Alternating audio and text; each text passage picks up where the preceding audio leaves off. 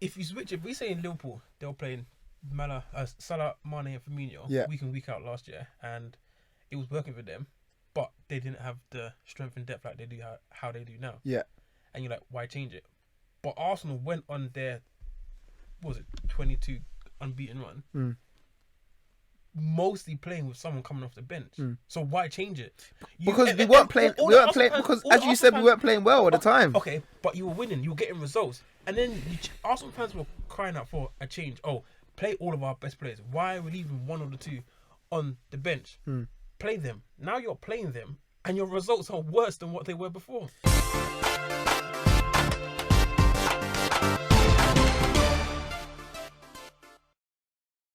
Yes, guys, welcome to Neeks Sports Podcast, episode 13. Again, I'm here with Ramone and Kyle. Very good, interesting week of sport. We just, or weekend anyway, we've just had. We've had the FA Cup draw, actually, for the next round. And let's get that up. So we got fifth round draw. Bristol City versus Shrewsbury Town. Or Wolverhampton Wanderers. So obviously they got a replay. You know there's there. another North London Cup that got knocked out. Man. Oh, okay. AFC Wimbledon versus Millwall. It's a London derby, isn't it? I think Millwall's gonna win that one. Hopefully not. Hopefully not. Doncaster versus Crystal Palace. Middlesbrough or Newport County versus Man City. Another easy tie for them. Swansea can win the FA Cup. Swansea versus Barnet or Brentford. Portsmouth or Queen's Park Rangers versus Watford. Brighton and Hove Albion or West Brom versus Derby. And the big one is Chelsea versus Manchester United. Now, obviously, Man United got there by beating Arsenal. Ramone.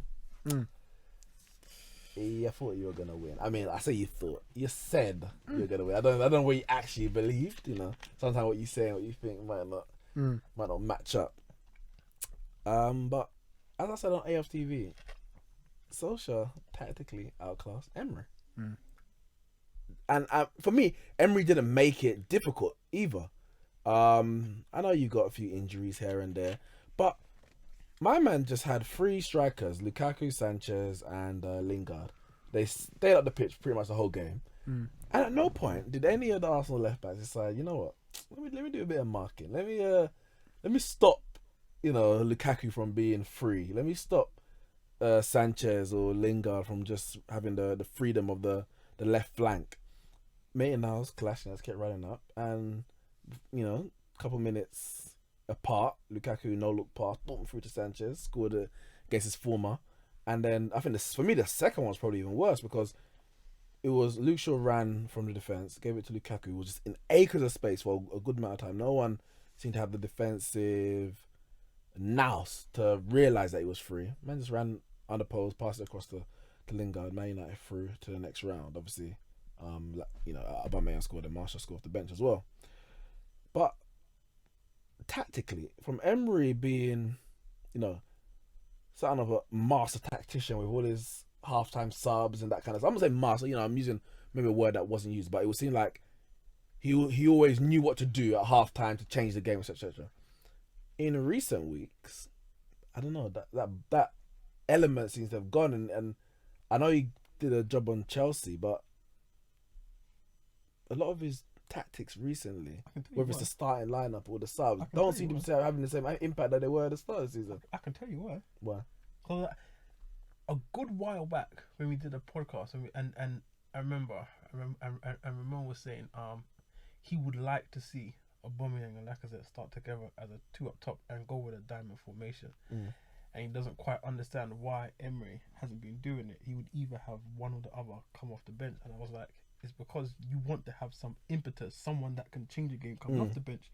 If you start them both, then you have no one on the bench that can make the difference. Like, you have people like Iwobi or Xhaka on the bench, and or Ozil. Ozil's not a game changer.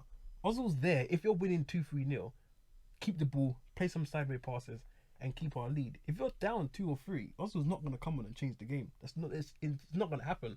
And if you start with both Lacazette and Aubameyang, whether they're both playing up top in the double formation, or if Lacazette's through the middle and Aubameyang's playing wide, like, you don't have anyone to come off and change the game for him. Whereas if he had one or the other on the bench, you're like, okay, this is not working.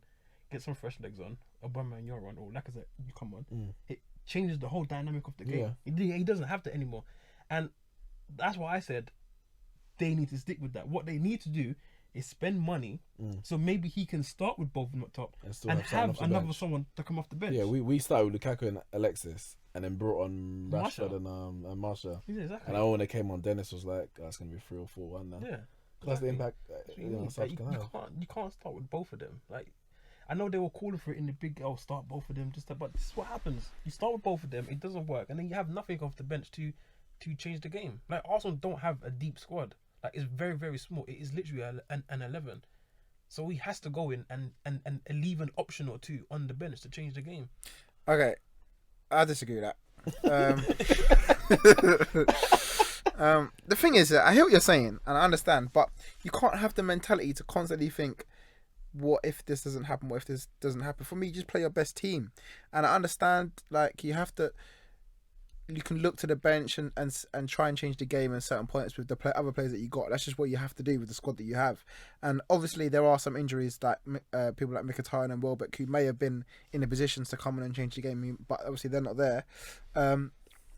For me, to not play your strongest team to see what might happen off the bench, it's just, well, I mean, what's the point? I mean, it's like saying last year when Liverpool didn't have a strong squad, then they're playing in Champions League. Why is he playing Salah, Mane, and Firmino every game?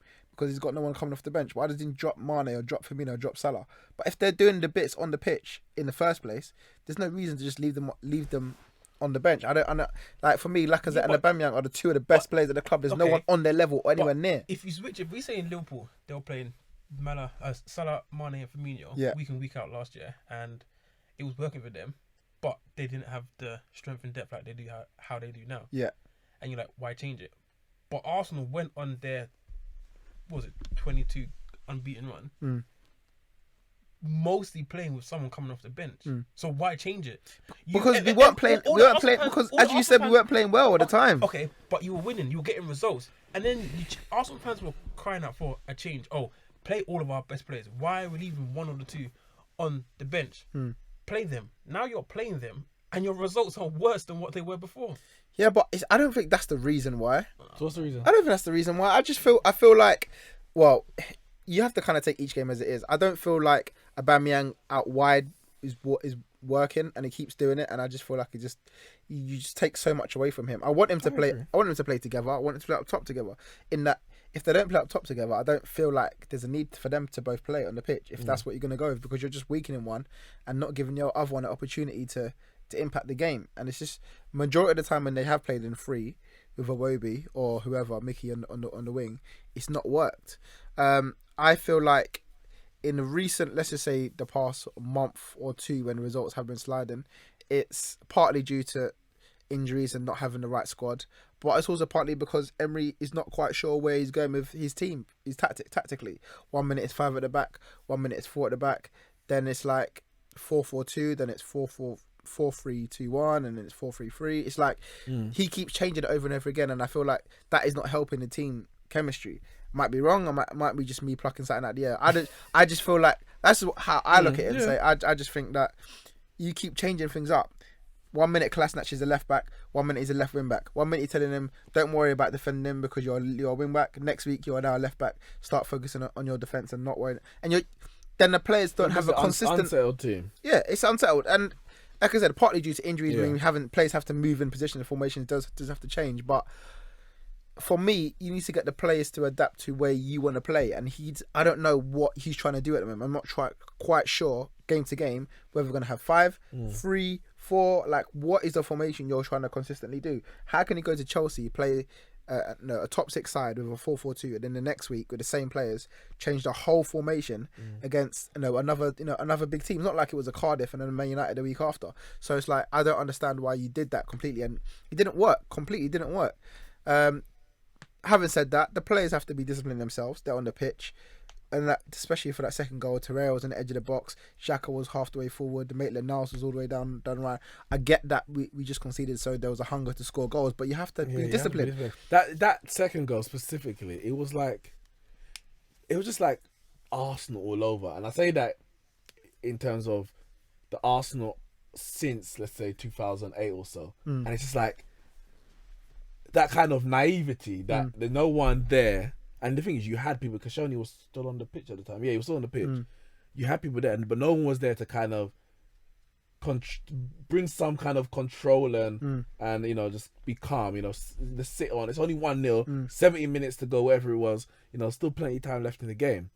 But it was like, oh, we're just gonna go gung ho and try and win the game in the first half or something like that, which we've seen from Arsenal in the past. But you know, not to beat a drum, Arsenal are out of the cup.